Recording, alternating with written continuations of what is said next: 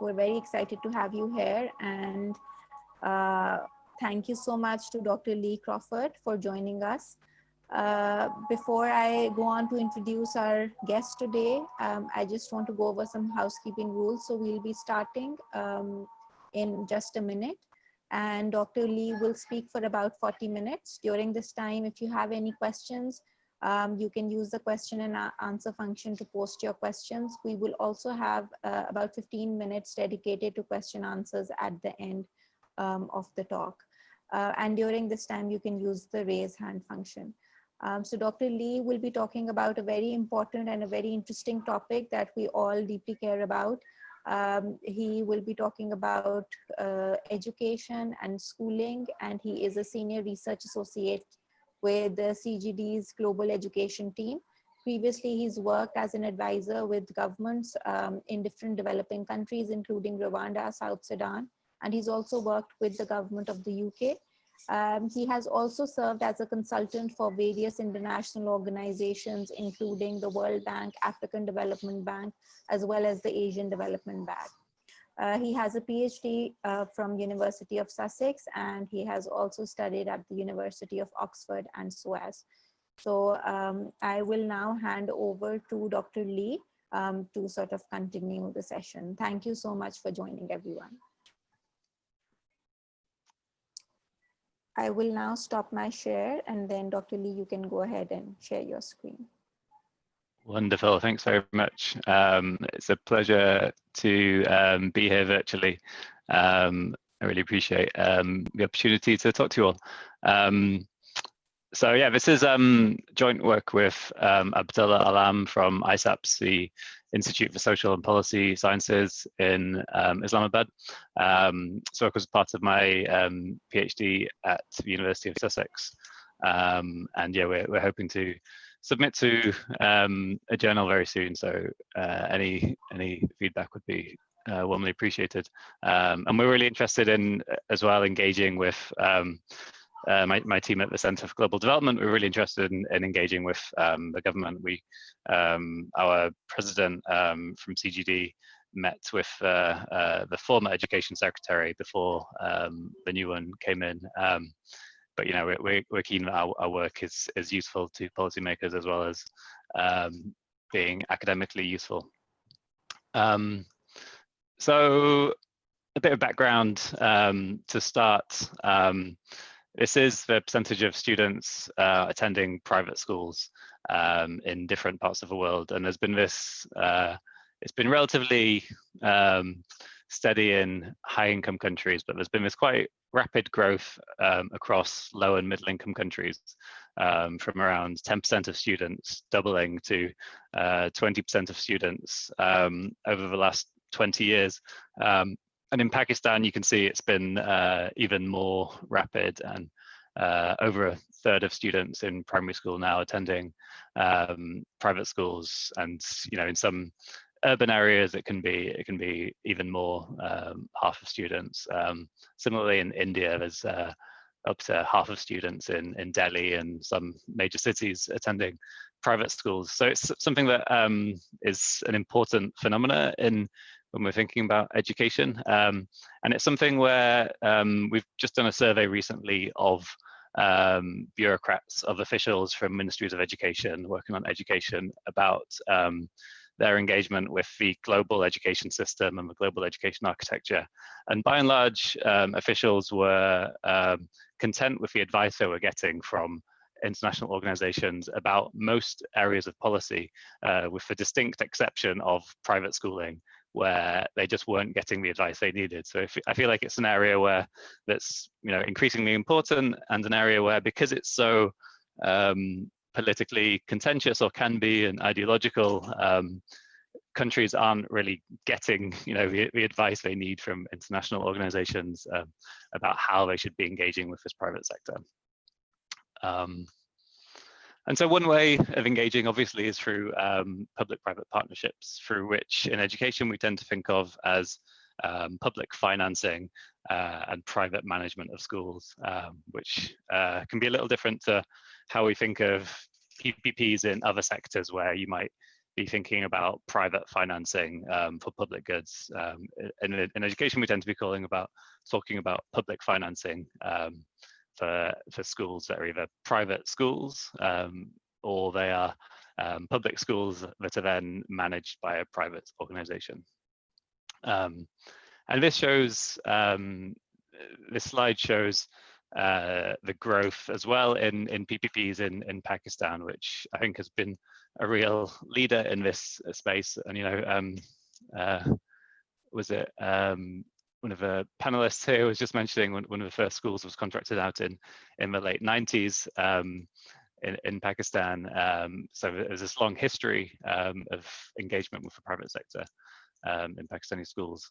And these lines show, you know, it's now over approaching 2 million students enrolled in the Foundation Assisted Schools program under PEF, which is students who are attending private schools and don't have to pay fees because the cost is supported by the government. So large numbers of children, and then thousands of schools across these different schemes. So FAS is the Foundation Assisted scheme. NSP is the New Schools program, so where private schools are subsidized to open an entirely new school. EVS is the Education Voucher Scheme, which is similar but slightly different to the Foundation Assisted scheme, in which the voucher follows the pupil, so they can then choose which school they want to attend.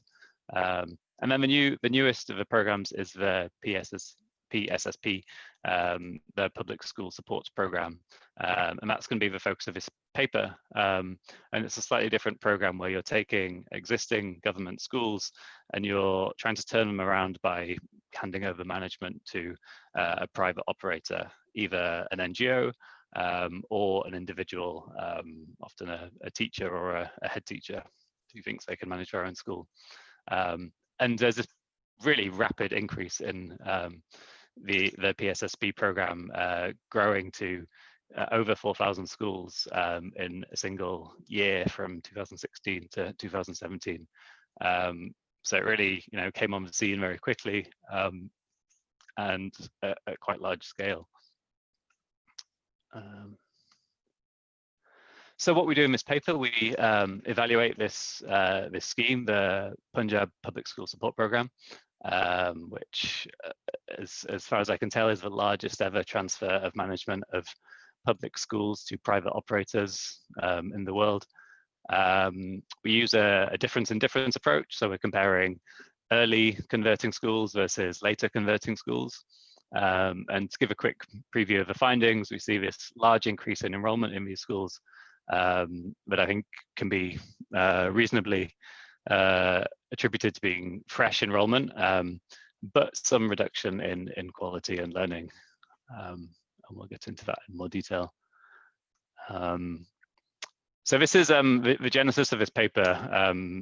The idea came from some colleagues of mine studying a similar program in Liberia, which was very high profile. It made the front page of the Financial Times magazine, was on the front page of The Economist as well, I think. And it was this controversial experiment, particularly controversial because there were large American NGOs and companies involved as some of the outsourcing organizations.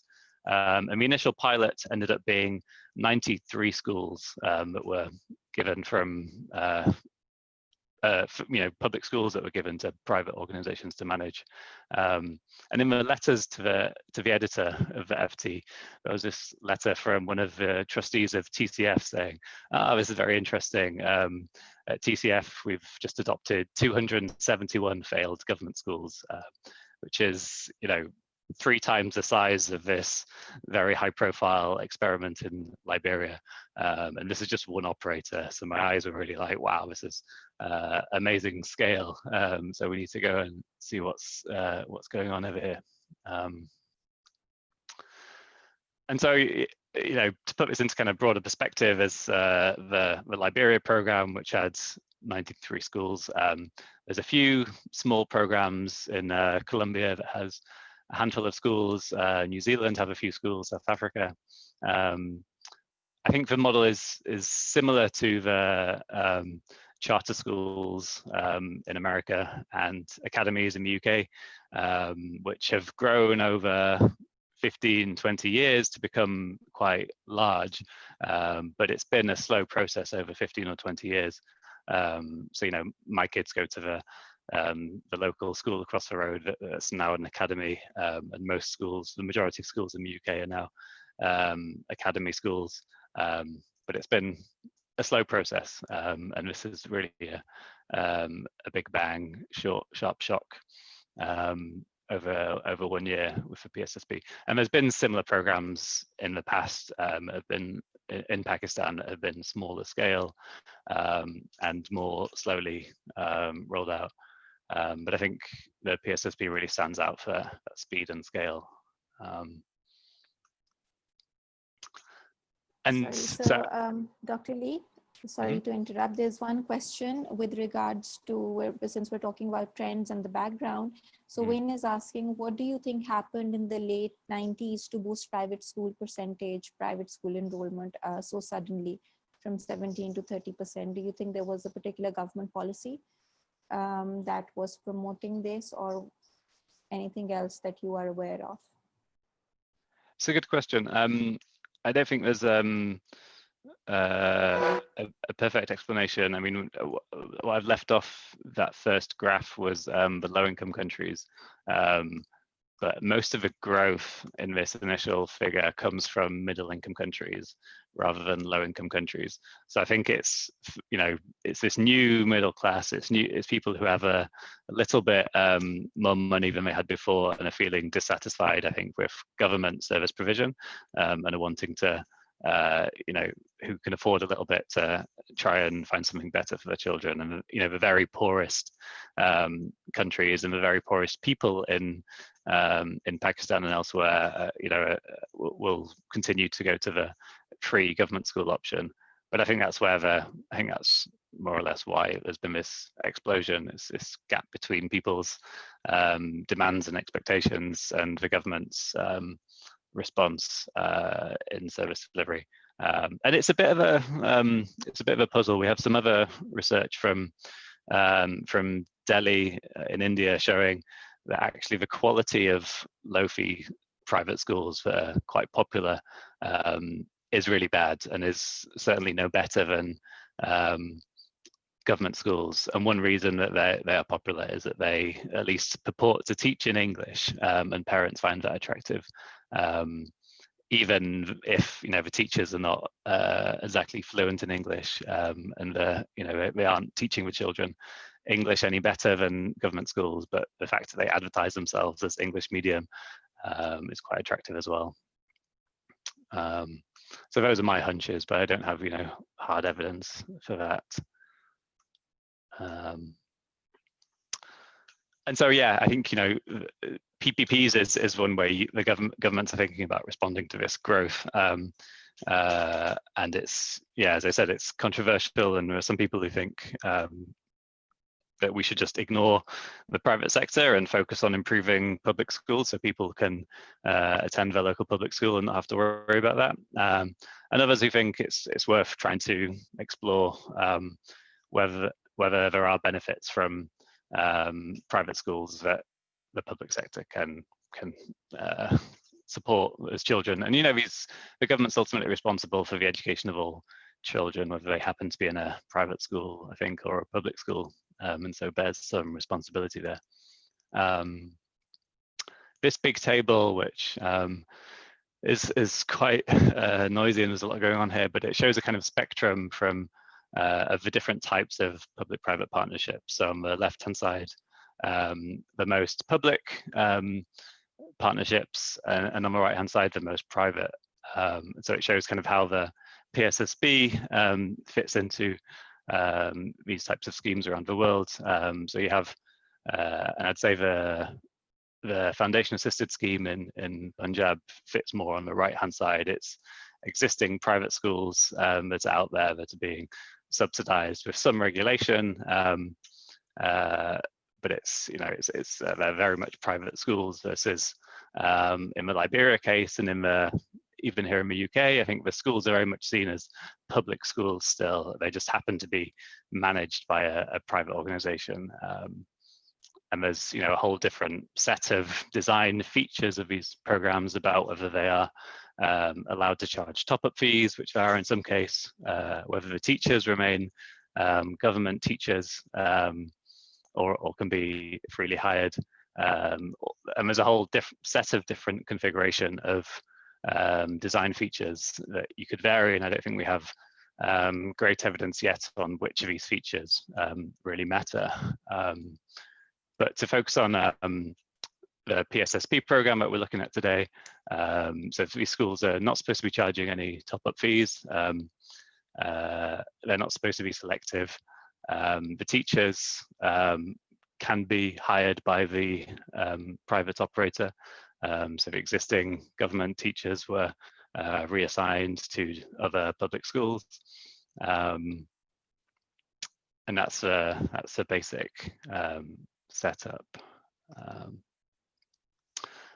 And to look at a little at some of the academic literature in this space. So reviews from the US show that overall there's been a bunch of different experiments with charter schools, quite now large scale, and various experiments with voucher schemes similar to the PEF schemes. And overall, they find that the charter school model seems to be more promising than the voucher model, I think, because they manage to exercise a bit more control and contracts, I guess, are more complete. The study which made it to the front page of the FT is now in the American Economic Review, Romero et al., looking at the Liberia partnership schools. And they did see some improvements in quality, which was really the focus of the scheme and the contracts which they signed. But there was also apparently some gaming of the contract. So one operator, they really kind of stuck to the letter of the contract. And when it said that class sizes were supposed to be 40, and there happened to be 50 students enrolled in that class in the prior year, they basically kicked out some of the students and stuck to their contracted class size, which I don't think the local public school would be doing that. So it kind of highlights some of the risks of contract, writing down a contract explicitly that contracts are never complete. There's a couple of other studies from focused on Pakistan by Felipe Barrera Osorio and co-authors. So he shows that the subsidy scheme in Sindh looks to be very positive, really. So giving subsidies for students to attend existing private schools in Sindh led to really big increases in both enrollment in those areas and in learning. And he also has a paper on the foundation assisted schools program, which showed a large increase in enrollment, but didn't look at learning in that paper, and wasn't able to say conclusively where that increase in enrollment in the private schools was coming from. So it may have been coming from students who were previously out of school, or it may have been coming from other nearby schools. And that matters quite a lot because, from a policymaker perspective, we care about reducing the number of children who are out of school and not just shifting students between schools. And then finally, there's this seminal paper by Hart, Schleifer, and Vishny, who provide a theoretical framework for thinking about the proper scope of government and when is appropriate to contract out services to the private sector and when it isn't. And according to their theory, which I then apply to the case of prisons in America, a private provider will typically have a stronger incentive to engage in quality improvement and also in cost reduction. And that cost reduction can be both a positive and a negative. So, you do want to, provide services as efficiently as possible where you can. But the trouble is when you're engaging with a private provider, that, you know, as I said a moment ago, contracts are always incomplete, and a private operator will have a stronger incentive to economize on costs that are not included in the contract, and that might be quality in the case of some services. And I think that certainly has been shown to be an issue in Liberia, and is clearly an issue in the economics of education more broadly, that quality is really hard to observe. It's really hard to observe and measure the quality of teaching and the learning that that's occurring. So, you know, we know that standardized tests don't capture everything that happens in a classroom, and there's studies showing that various effects on non-cognitive outcomes of children can be really important for their later life well-being and success, and so there's lots that isn't captured by test scores. So that's something that has been tried quite extensively in Punjab and Pakistan as well, is trying to kind of manage contracts and manage the performance of both public and private schools with test scores. And, you know, in theory, there are maybe problems with that. And I'll show some data on that here.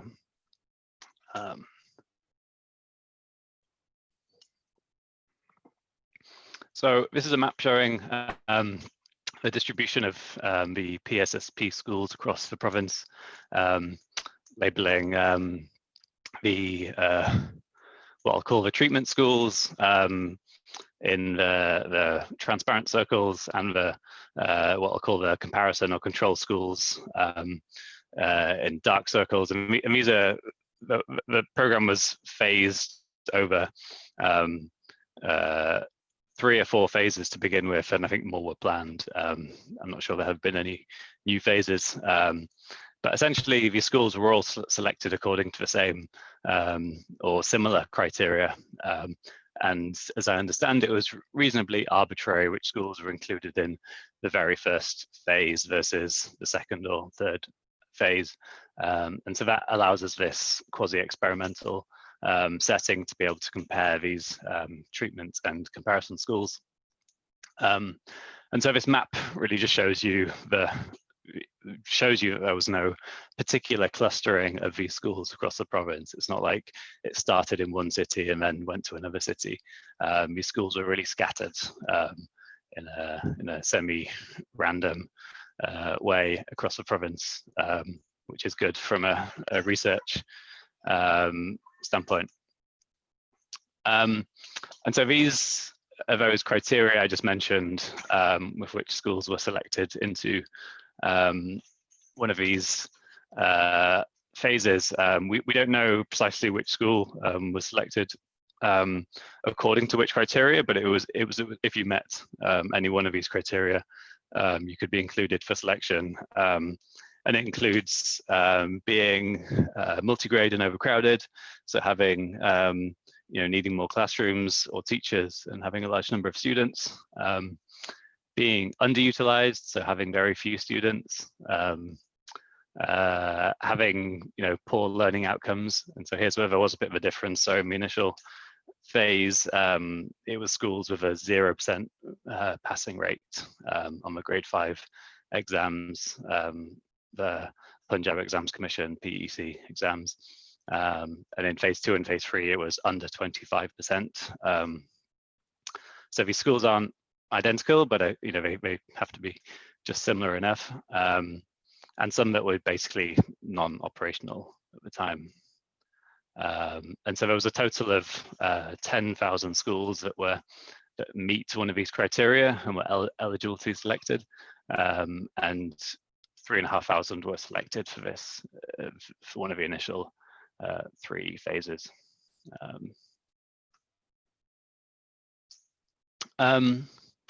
So this table shows the timeline, which hopefully helps to make a bit clearer what we're going to be doing in the analysis. So the program phase 1 started at the start of the school year in April in 2016. Phase 2 then started in the middle of the school year, so we've kind of not focused on phase 2 for that reason. And phase 3 started in April 2017. Oh, sorry, I'm just I hadn't been following the questions in the Q&A. On the SIND subsidy program, I think it's similar to the Foundation Assisted Schools scheme under PEF in Punjab. But I think, yeah, if you check the details of that paper, it will explain in detail, but that was a similar kind of subsidizing existing private schools. And then maybe I'll come back to some of these other questions as we go on. Yes, that sounds like a good idea, yeah. Yeah, it's tricky to read and try and keep on track. So we're comparing phase 1 schools and phase 3 schools that started 1 year later.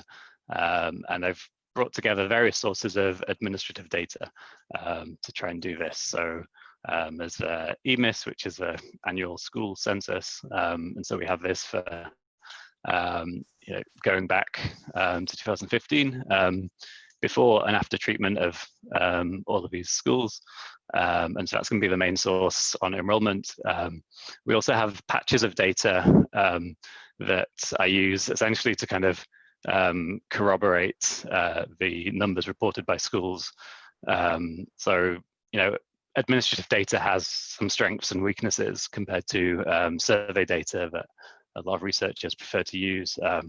So we have this data going back before the policy, and then it covers every school in the province, and it doesn't cost us anything. So, you know, we typically spend hundreds of thousands of dollars on to go and do surveys. But this data is kind of self-reported to the government, and the school has certain incentives to report in a certain way, perhaps. And so, you know, there are some concerns around it. So we also use the monitoring, the MEA data, which is observed directly by an independent monitor as a kind of check on the enrollment numbers that are self-reported by schools. And then similarly in the ASA data, there's unfortunately quite small overlap between the schools that they sample in that survey and the PSSP program schools. But there is a little bit of data there for a small number of schools that allows us to check how reliable those enrollment numbers seem to be. And then on the learning side, we use the same from the independent monitors, the literacy and numeracy drive data, which unfortunately we don't have before phase 1, but we do have before and after the phase 3 schools were converted. There are a couple of other, again, pieces of data. The quality assurance tests, QAT, are tests that are high stakes for the school, but low stakes for the student. And they're used, ultimately, schools have to be getting a 50% pass rate on this assessment, or they can lose their funding. So that's really important for schools. And again, we don't have that for before and after for all of this, but we do have a couple of rounds. And then the Punjab Exams Commission grade 5 exams, which we have a couple of rounds of, well spaced, but ultimately we want to see parallel trends is the key assumption for a difference in difference analysis, which means that these two groups, they don't have to be identical before the reform, but they have to be on a parallel path. And that assumption doesn't seem to hold for that. But I'll show you that more clearly in a second.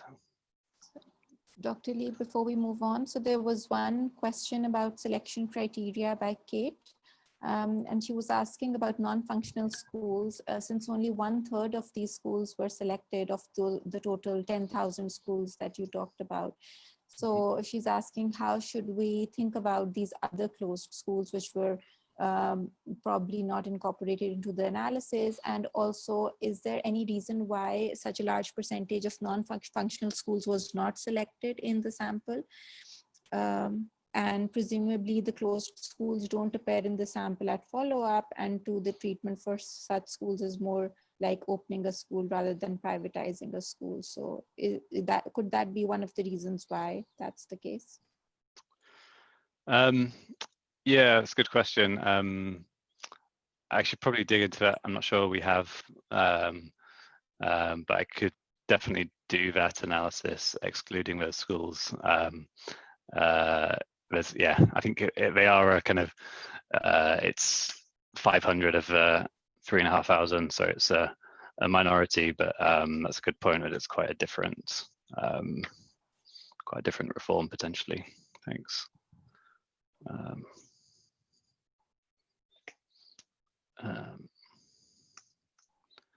Okay, so let me press on. So this is so the key assumption for this analysis is that the trends are parallel, so the changes are the same. So this is kind of a balance test, and we don't need these schools to be identical, but just to show you that there are some statistically significant differences between these groups, but I think they're quite small differences. So both have between 70 and 80 pupils on average attending these schools, so really quite small, with an average of 2 teachers,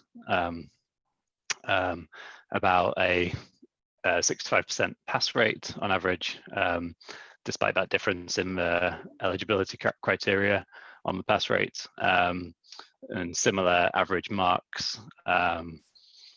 And yeah, so these are kind of 2 or 3 classroom schools. So essentially, yeah, you can think of these as being quite small schools. And here are the main results on enrollment. So on the left, this is showing average enrollment for the phase 1 treatment schools in black, and the phase 3 schools in the dashed line. And you see this really clear and stark jump in enrollment in the treatment schools, roughly a doubling in enrollment. And the comparison schools then continue on more or less the same path, and then when they are treated a year later, they see the same sharp increase in enrollment. And I mean, this isn't totally surprising, because the private operators are being paid on a per student basis, so they have a really strong incentive to go out and increase enrollment. And you hear, anecdotally, people were going around and kind of rounding people up and really marketing and trying to advertise these schools quite heavily. So it seems plausible to me that this is real. On the right hand side, we see the estimated effect, or the difference between the 2 groups, growth by month, and yeah, it's the same result as on the left. You see this big increase of 60 students in the treated schools, that then drops away in the second year when the comparison schools are also treated, and they start to catch up. The big concern here is about where this enrollment is coming from. Is it coming from students who are out of school, or is it coming from the neighboring school? In which case, is it really that much of a win?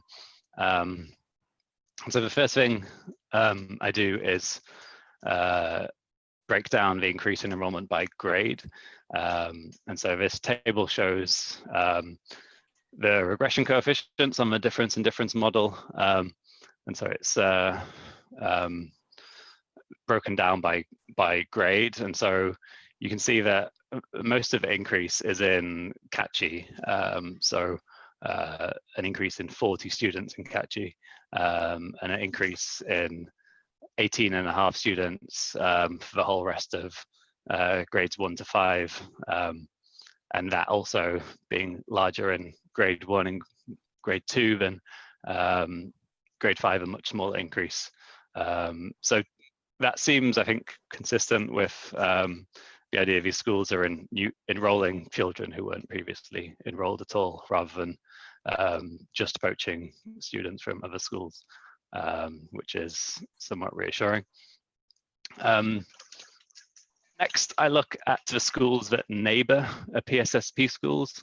So this is still focusing on government schools.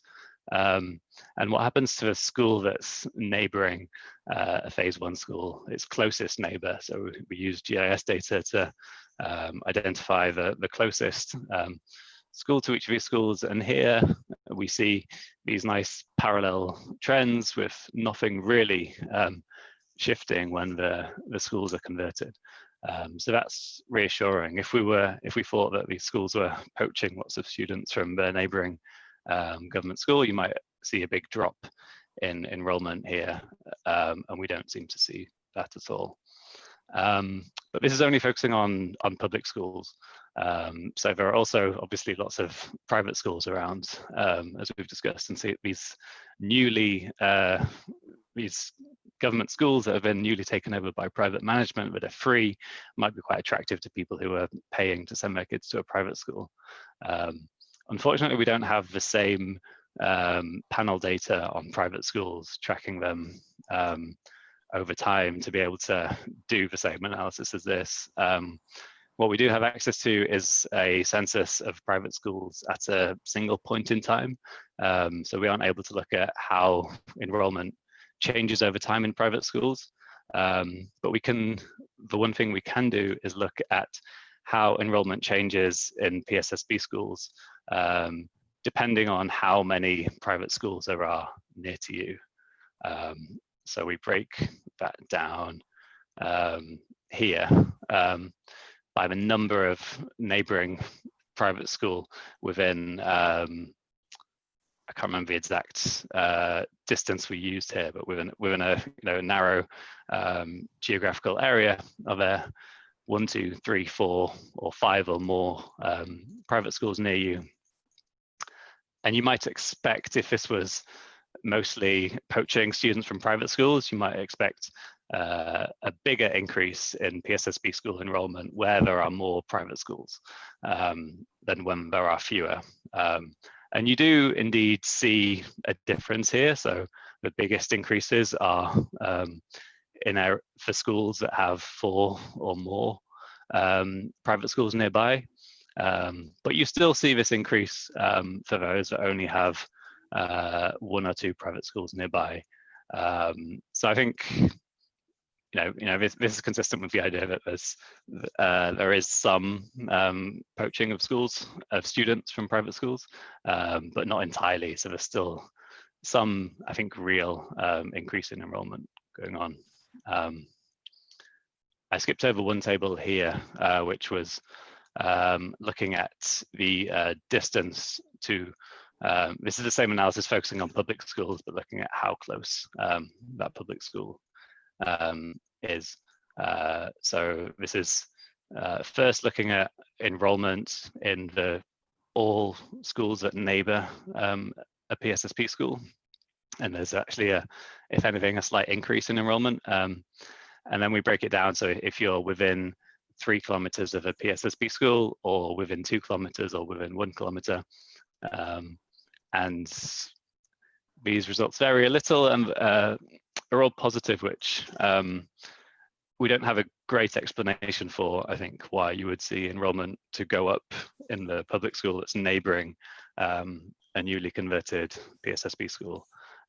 It's quite a small increase. It's nothing like the big increase we see in the PSSP school. But that is a bit of a puzzle. Perhaps there's some positive spillover onto some confusion about which school had been had a change in management. We don't, yeah, suggestions for that would be great. Dr. Lee, so we're out of time for the presentation, but we can perhaps take another 5 minutes or so for you to wrap up, and then maybe we can move on to the questions. Great. Okay, I'll speed through this if that's all right. Last few slides. So this is looking at test scores from the monthly monitoring test data. So this is a small sample of 5 pupils that are tested in each classroom, a different 5 each time on this random test. And here you see this really sharp drop in this time it's phase 3 schools that are newly converted. You see this big drop in the average percentage of questions that are correct. It's about a 0.1 standard deviation decrease. And so, I don't know, we've struggled a bit with this about whether it's the composition of pupils has changed because enrollment has gone up. So maybe that you're enrolling some weaker students that may be driving part of this. But in grade 2 or grade 3, it's not such a big increase in enrollment. So that doesn't explain this entire effect. Because most of the increase is in catchy and in grade 1. And this is testing students in grade 2 or 3. So I think this is real. I think this is, it's quite a disruptive thing to this school. You have people newly running schools who haven't been doing it for a long time. It seems they're just, they've got the big increase in enrollment that they've been contracted for, but the learning outcomes are dropping. You see this across different subjects, math, Urdu, English. Then moving to the QAT test. So this is interesting. The baseline test rate for schools entering the program is normally distributed on the left, as you might expect. The endline pass rate is really not normal at all. This is really kind of all over the place. So there's 100 schools that have got 100% pass rate. And if you look at 40 and 50, which are these important thresholds, you see there are 80 schools that have a 50% pass rate and just 25 schools that have a 45% pass rate. So there's clearly some manipulation going on there around that threshold, which is natural and understandable that these schools may lose out on their funding if they get 49, but if they get 51, then they're fine. But the overall shape of this distribution just looks kind of very different to the one on the left. So there's clearly where tests matter for the school, there's some risk of manipulation there or gaming. This is looking at the grade 5 exam, which is nice because we have the full time panel, but you can see the trends are really not parallel to begin with. So we don't have the same nice picture here. So kind of less confident in these results because of that, but they are consistent that there does seem to have been a negative drop after conversion. And then just looking at mechanisms for what else was happening. So we also have data on teachers. So these schools are recruiting an average of 3 additional teachers, which means that despite the big increase in enrollment, the pupil-teacher ratio has actually gone down by 8 or 9 pupils. And then we can break this down to the different providers. And overall, the NGOs have seen a smaller increase in enrollment than the individual providers. But perhaps a bigger drop in test scores compared to the individuals. And so, yeah, to conclude, this apparent large increase in enrollment, we can't rule out all spillovers, but the data we have does suggest that at least some of this enrollment is new, which is great because there are still lots of out-of-school children in Punjab. But we see this decline in test scores because you can't contract for everything when you're writing a contract. And then finally, I haven't talked about this very much, but the potential for cost efficiency gains from cheaper teachers. So the per pupil reimbursement is about a third of government per pupil spending in public schools. So it's much less per pupil, but you haven't replaced the teachers who were being paid. They've been reallocated to other schools. So there hasn't been any immediate actual fiscal cost saving, but there's it depends on what happens to the rest of the system. If you needed more teachers in any case, then this is a cost-effective or a lower cost way of recruiting newer teachers into the system. But there are all sorts of questions about how sustainable that is and how desirable it is to have teachers on very different pay levels doing ostensibly the same job within the public system. And yeah, people have very strong views about that one as well. I won't get into. But yeah, I'll stop there. Thanks very much. And here's my email address if anyone wants to get in touch directly. Thanks. Thank you so much, Dr. Lee. That was a very interesting set of results. I was fascinated by the way you presented, and as well as the stark difference in the impact on enrollment versus the impact on test scores. There are a couple of follow-up questions that Kate had, which I think are interesting comments, and would be happy to hear what your thoughts are. So she's asking that you've shown impacts in the local market as far as enrollment is concerned, but do you know more about the effects on other schools, particularly with regards to the kind of work that Andrabi et al. Have shown in their studies of the competition effect that might happen in close by areas? So do you have the data, or do you think it would be possible to see how perhaps scores might have changed in nearby schools, or fee might have changed in nearby schools? And also on gaming, could you look at the number of students who are enrolled versus the ones who appear for the test? So these are two comments. Yeah, so on competition, yeah, it's a real shame we don't have the same panel data on private schools. I mean, one option could be that we haven't really explored is the Andrabi et al. Panel survey, but I'm not sure that you would find enough schools that would match the PSSP sample there. So yeah, I showed results on the closest neighboring public school showing a slight increase. So maybe that's a kind of competition effect. But yeah, I think less confident in those results than the main results. I think it's a hard thing to show. And then on the test scores, so it's as I understand, it's a randomly selected set of pupils from grade 2 and 3 in the QAT, sorry, not the QAT, the MEA literacy and numeracy drive tests. So that shouldn't be affected by who happens to turn up. It's just a random day that they turn up and test a random set of kids. So that shouldn't be affected by that. The PEC exams clearly will be affected by who turns up, and we do see a small increase in the number of candidates enrolling in the PEC exams. It's one or two pupils extra enrolling because in a school of 70 children, you don't have many in grade 5 to begin with. But yeah, that's an issue there. Dr. Muazzam has a question. So Dr. Muazzam, I'll unmute you and you can perhaps go ahead and ask your question. Thank you. Hello, can you hear me? Yes, we can hear you. Thank you, Hamna, and thank you, Lee. I thought that was a very interesting and a very arduous investigation. May I say, let's just separate out two aspects of the problem. One, enrollment from the test scores. The test score results are a pretty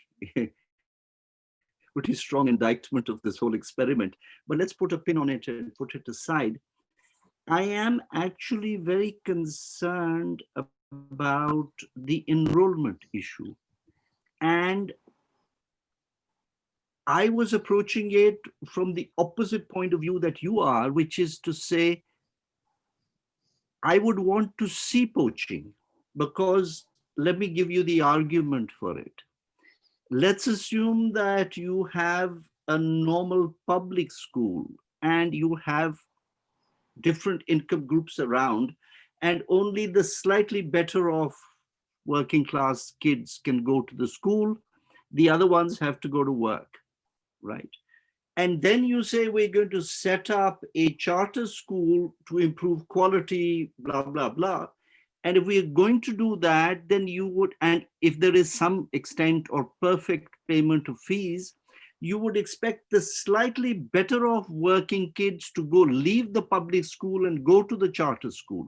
So I would expect to see poaching, and I would expect to see competition between the public school and the private school. Now, you're not finding evidence of that. You're finding slight evidence of that. That to me is worrying, and it sounds to me counterintuitive. And perhaps the better way to look at it might be, in this case, an RCT, where if we use Euler's theorem, you say that let us take a catchment area of a public school and a private school, and let's sum up all the kids in that area. And you say 30% will not go to school because they will be working. And 70% went to, or maybe out of the 70%, 40% went to the public school, and then 30% went to the charter school. Then you have much more conclusive proof of who's doing what. But my comment there on your puzzle. Thank you. Thanks very much. Yeah, it's a real weakness that we don't have this full data on all of the pupils, so we just don't know how many attending private schools. And yeah, I think from a policy perspective, we wouldn't want to say that this program has increased enrollment by 50% if that enrollment was just shifting from different schools.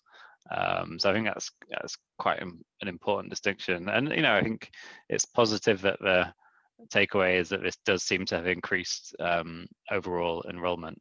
And yeah, I think there probably is some poaching going on. I mean, maybe that's why there seems to have been this increase, this small increase in enrollment in neighbouring public schools. Maybe they have felt the competition and had to go out and drum up some business themselves. I don't know. Thank you, Dr. Lee and Dr. Muazzam, for those comments and discussion. So there's another question by Mariam Haroon.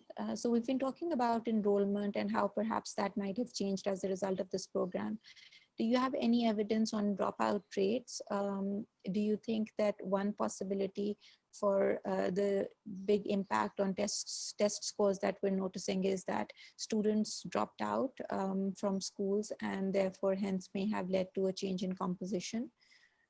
And that might have contributed towards a drop in test scores? Yeah, that's certainly possible that you could have.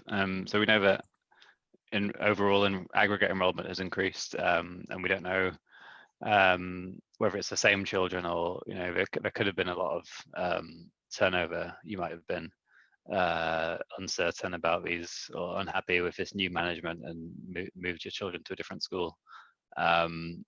And so, that disruption, I think, could have been a factor. I mean, it'd be great to, to try and follow this over a longer period.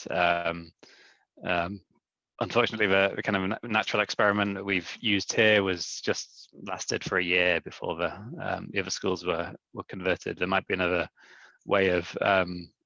It's been suggested we could try and find matching schools that were similar on other observable characteristics, but were never converted at all, and to allow us to look at longer term effects on learning where maybe some of that change and disruption has kind of worked itself out.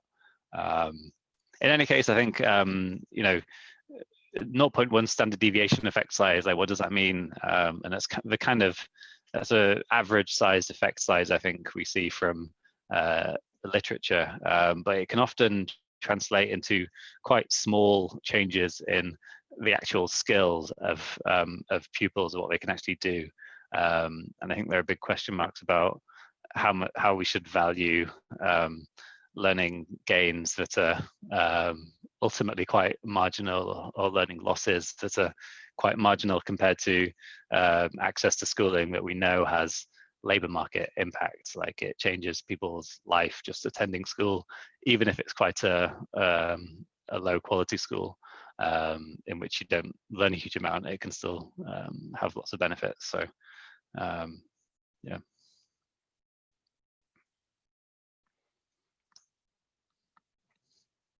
Thank you, Dr. Lee. There's some comments in the chat window with regards to the quality of the data that you are using. So there are perhaps concerns with regards to the MEA data as well as with regards to the QAT data. So are you doing anything to kind of address those, or do you have any ways of kind of using robustness checks to establish whether the results that you're getting are actually robust too?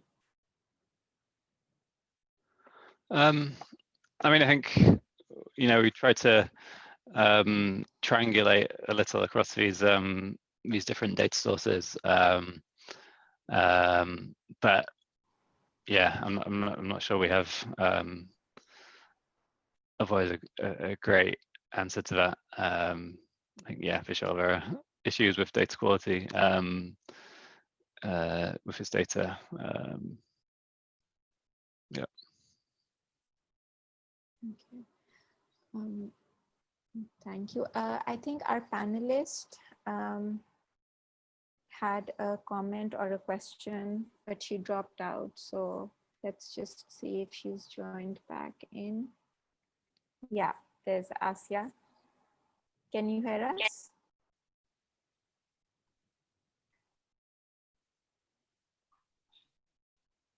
Are you talking to me? Yes, Asya, can you hear me? Yes, I can hear you. Thank you. I believe, yeah, I believe you had a comment, so please feel free to go ahead. Yes, I just wanted to punch in few free basic things about these schools that the Punjab Education Foundation has in Punjab. And some of them are, well, one is the EVS, which is the voucher scheme. And then we have the foundation assisted schools, which was basically, you need to understand a little bit of the history behind this, that these were basically those dying schools which were not picking up enrollment, nor were they rightly managed, in sense that the students were, the parents weren't paying fees, the infrastructure was bad, everything. So the government decided to take up those schools which were below the fee of 4,000, and it was a complete school, and it's basically a flagship program. And then this was like it basically hit off in the south of Punjab, where, for example, in Bahawalnagar and Bahawalpur, we had 8 to 9 schools on maybe one road. So it really hit off very well. It started with in 2013, I think it had a 16 lakh enrollment of the entire PEF, and which I think increased to 25 lakh or something. So the numbers were quite large considering that. And then we had this school, the new school program, which was picked up by the entrepreneurs and in partnership with the schools. And we have, I think, 2,203 schools with, again, a large number of students. And even in the foundation assisted schools, we have 1.8 million students right now currently enrolled. And but the issue over here is, in all this scenario, is I have few questions. Now I am not speaking as an advisor to the Minister of School Education. I'm barely speaking as an educationist, looking at these schools, trying to evaluate and trying to understand why what is the basic mechanism that we are deriving out for, like Lee said, what about the academic outcomes? How do we measure those? The L&D tests, Well, they are conducted by the MEAs, and the MEAs are retired army JCOs kind of people. So I'm not sure if most of you understand JCOs, but so if they are going to be conducting L&D tests on a laptop and marking attendance is okay, fine. It probably doesn't need a lot of academic issues to, you know, L&D tests and then making the students and the QATs. So basically, our measurements are evaluated.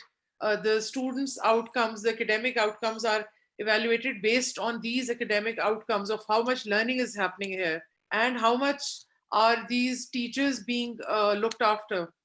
Now, from my understanding is that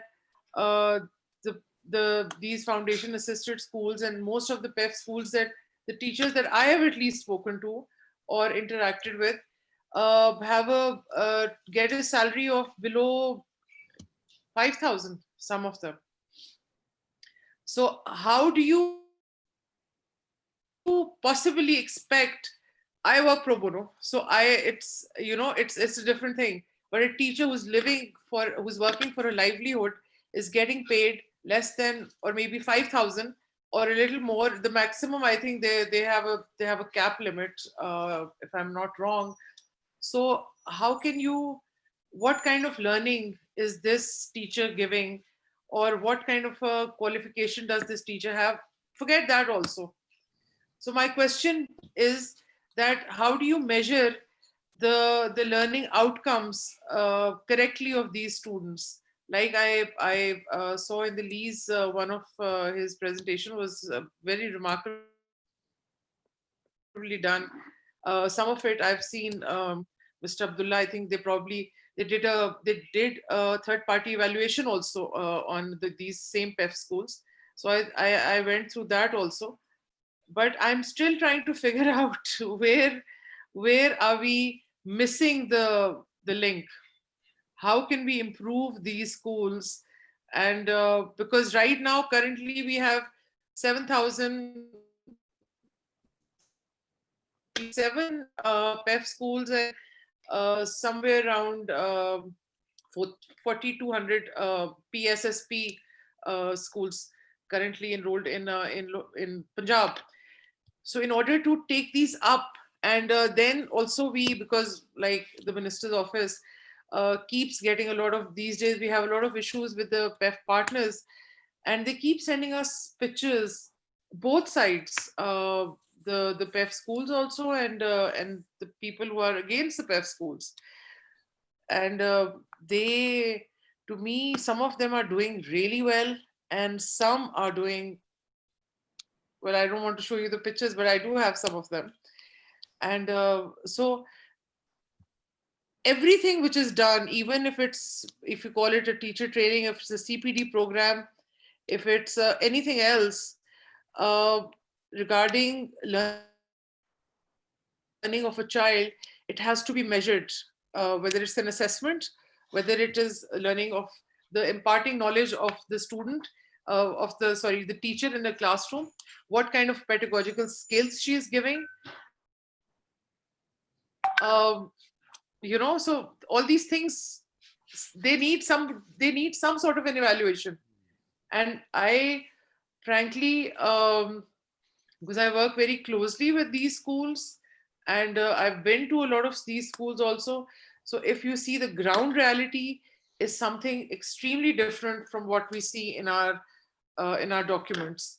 So I don't know. So I don't know what part have I answered or not, but I just wanted to share this small data with you guys. So it brings some reality to it. Thank you. Thank you. And Thank you so much. this was not an official statement, by the way. Even if it's recorded, I won't let the minister see this part. Thank you so much for your insights from the field and from the actual sort of context that you're working in, Asya. Relatedly, Dr. Fariha was also asking, in trying to understand this puzzle that Asia was also talking about, of why these test scores are so low. So she was asking whether the subsidy initiative in Sindh, that I think at some point, Dr. Lee, you mentioned in your presentation that that led to increased enrollments and an improvement in quality. So do you have any ideas as to why we see these differences between these, given the overall context is pretty similar, it's the same country? So could there be any sort of potential explanations as to why we're observing improvements in quality in Sindh, but not in Punjab? So any thoughts on that, as well as on Asia's comments? Yeah, I mean, possibly like kind of speculating here, but as you know, some of the research by Andrabi and his team shows that competition can be important, and I think in this case with the PSSP, the school, you know, operators were given a very clear kind of mandate and instruction, which was you're going to be paid for every student, and that's subject to them meeting a certain minimum average pass rate on this exam. So the focus was very much, and these are really small schools to begin with, failing schools, and so the focus in this initial year was clearly going to be on getting enrollment up, and they seem to have achieved that. But you know, they kind of did what they were asked in a sense, and I think it's a really hard, going back to the beginning of the theory, it's you can't contract for everything, and there's always going to be incentives for a private operator to try and gain that. Why have you seen more positive results in Sindh? Maybe it's because these schools are in more dynamic markets. If there's 5 nearby private schools and you're competing against them, you kind of need to compete on quality as well as everything else. So that's potentially one answer. And yeah, it'd be interesting to see a similar study on the foundation assisted schools in Punjab. But I think, going to Asia's comments, I think she's right that it's a really hard challenge. I think measuring learning and quality, and there's massive variation between students and between schools within all sectors. And when you look at the differences between private schools and public schools can often be shifting the distribution from here to slightly further across, and it's really hard to pick that up with your bare eyes and barely with statistically, and I think we have to think about what all that adds up to. But I hope with this study, despite all the limitations of the data quality, we do see this quite distinct change in learning.